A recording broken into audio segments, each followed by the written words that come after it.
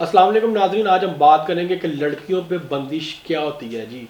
अक्सर लोग कहते हैं जी हमारी बच्ची पे बंदिश है, रिश्ता देखने लोग आते हैं, देख के चले जाते हैं, उसके बाद जवाब नहीं देते, गायब हो जाते हैं। कुछ लोग आते हैं, पसंद करते हैं, बात बहुत आगे तक जाती है, एकदम से रिश्ता टूट जाता है। तो ये जो रिश्तों की बंदिश है ये क्या है?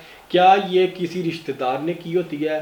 क्या कोई शरीका करता है, कोई अहलो अयाल करते हैं जिन लोगों ने रिश्ता मांगा है आपसे और आपने उनको रिश्ते से इनकार कर दिया है, और फिर वो लोग आप पे, आपकी बेटी पे जादू करते हैं और उस पर बंदिश कर देते हैं कि इसका कहीं पे और रिश्ता ना हो, और तंग आके लोग हमें रिश्ता दें। क्या ऐसा मुमकिन है? तमाम मरनिकात हो सकते हैं, तमाम तरह की मुमकिनात मौजूद हैं, इनका वजूद है, ऐसा भी हो सकता है। लेकिन ज़्यादातर केसेस में ऐसा होता है कि आजकल की लड़कियां पीरियड्स में एहतियात नहीं करती।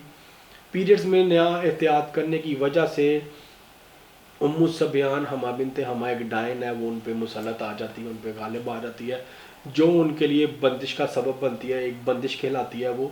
और उन लड़कियों के रिश्तों के मसाइल में बहुत सी परेशानियां दरकार होती हैं। इसको अठरा भी कहा जाता है। ये अठरा बीमारी शादीशुदा ख़वातीन पे भी होती है, और जो बच्चे गिरते हैं उनके बारे में भी होती है। इसके ऊपर मैं एक अलग से वीडियो बनाऊंगा। तो उम्मीद करता हूँ कि लोगों को इस चीज़ की समझ आ गई होगी कि बंदिश सिर्फ किसी रिश्तेदार या किसी के करने से नहीं होती, जादू ये खुद से भी हो सकती है।